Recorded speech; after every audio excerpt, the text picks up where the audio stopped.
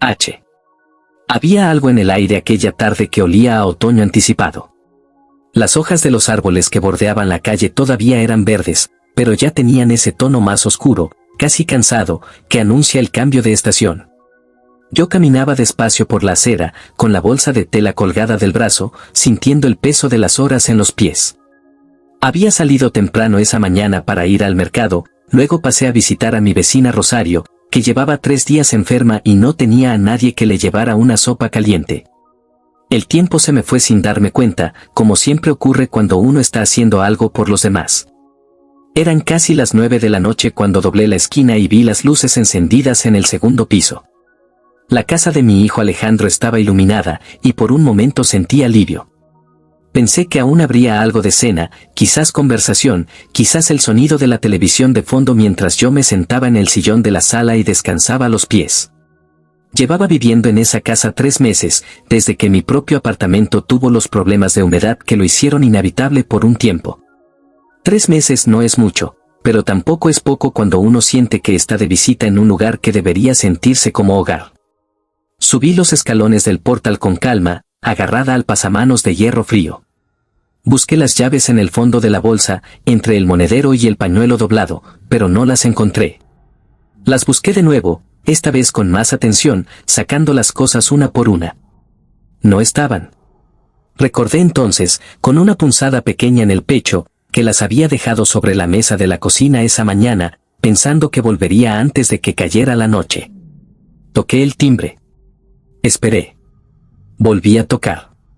Escuché pasos al otro lado de la puerta, luego silencio, luego el ruido inconfundible de un pestillo que se corre.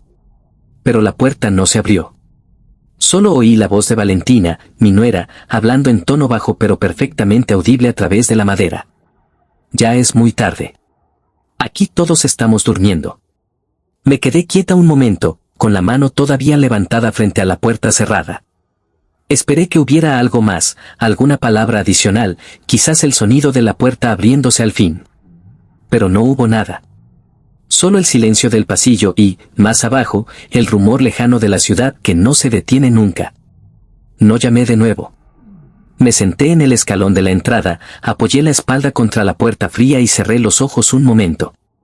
No lloraba, porque hacía muchos años que había aprendido a guardar las lágrimas para cuando verdaderamente valieran la pena.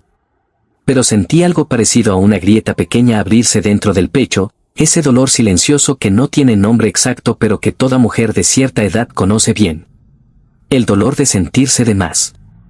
El dolor de llamar a una puerta y que no te abran. Estuve allí sentada cerca de 1 hora. El frío del escalón fue subiendo poco a poco por la tela del pantalón, y yo me envolví mejor con la chaqueta y observé la pared de enfrente, sus esconchones, su color amarillo envejecido. Pensé en muchas cosas sin pensar en nada concreto, esa forma de merodear por los recuerdos que tiene la mente cuando está cansada. Pensé en mi propio hogar cuando era joven. Pensé en cómo huele una casa cuando uno verdaderamente pertenece a ella. Finalmente, bajé los escalones y caminé hasta el pequeño parque que había a media cuadra. Encontré un banco bajo una farola y me senté allí hasta que las luces del segundo piso se apagaron una a una. Entonces volví. Toqué el timbre con suavidad, y esta vez sí me abrieron. Era Alejandro, con cara de sueño y confusión. No dijo nada. Yo tampoco. Me fui directa a mi cuarto, me quité los zapatos en la oscuridad, y me acosté sin cenar. Esa noche dormí mal, como era de esperarse. Pero cuando desperté, algo había cambiado en mí. No era rabia, ni era amargura. Era más bien una especie de claridad tranquila, como cuando amanece después de una noche de lluvia y el aire huele a tierra mojada y el mundo parece lavado. Me levanté antes que nadie. Encendí la hornilla, puse agua a hervir, y comencé a preparar el desayuno con la calma de quien no tiene prisa. Corté fruta, calenté leche, saqué el pan que había comprado el día anterior en la panadería del barrio. Puse la mesa con cuidado, coloqué las tazas en su lugar, doblé las servilletas como mi madre me había enseñado de niña, con ese pliegue diagonal que hace que todo parezca un poco más especial. Cuando Valentina entró a la cocina, se detuvo en el umbral. Me miró un segundo sin decir nada. Yo le sonreí con naturalidad, sin ironía, sin peso. Buenos días. Ya está el café. Ella no respondió de inmediato. Se quedó parada, con la bata de cuadros azules y el pelo todavía revuelto del sueño, mirando la mesa puesta y el aroma que llenaba la cocina. Había en su expresión algo que yo reconocí, porque lo había visto antes en otras personas, esa mezcla de sorpresa y vergüenza que aparece cuando uno espera encontrar reproche y encuentra, en cambio, amabilidad. Se sentó despacio. Sirvió su taza. La sostuvo entre las dos manos como si necesitara ese calor. Anoche, empezó a decir. No hace falta, la interrumpí con suavidad. Y era verdad. No hacía falta. Desayunamos casi en silencio, pero era un silencio diferente al de la noche anterior. Era el silencio de dos personas que comparten un espacio y empiezan, apenas, a entenderse.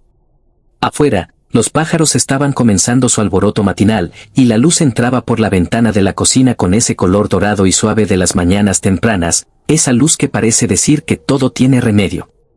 Llegó Alejandro después, bostezando, y se sentó sin preguntar nada. Tomó su café, comió su pan, y en algún momento puso la mano sobre la mía en la mesa, un gesto breve, casi sin importancia, pero que yo guardé en algún lugar del corazón donde se guardan esas cosas pequeñas que significan mucho. Más tarde, mientras lavaba los platos, escuché que Valentina decía su nombre desde el pasillo, y me llamaba. Me asomé. Estaba de pie con un juego de llaves en la mano, el duplicado que había hecho Alejandro cuando yo llegué a vivir con ellos y que, sin que yo lo supiera, Valentina había guardado en el cajón de la mesita de noche.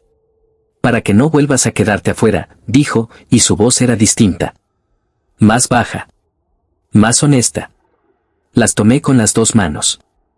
La sostuve un momento, sintiendo el metal frío y familiar entre los dedos. Hay objetos que pesan más de lo que deberían, no por su tamaño, sino por lo que representan.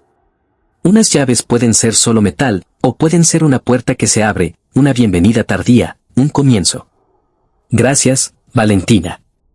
Ella asintió, y se fue por el pasillo sin más palabras. Pero antes de doblar la esquina hacia el dormitorio, se detuvo un instante, y yo habría jurado que la vi esbozar algo parecido a una sonrisa. Me quedé en el pasillo un momento más, mirando las llaves en mi palma. Luego las guardé en el bolsillo de la bata y volví a la cocina, donde todavía había platos que lavar y una mañana entera por delante, luminosa y quieta, llena de esa clase de paz que no se anuncia, sino que simplemente llega, como el sol cuando termina de salir y ya no hay sombras que lo detengan.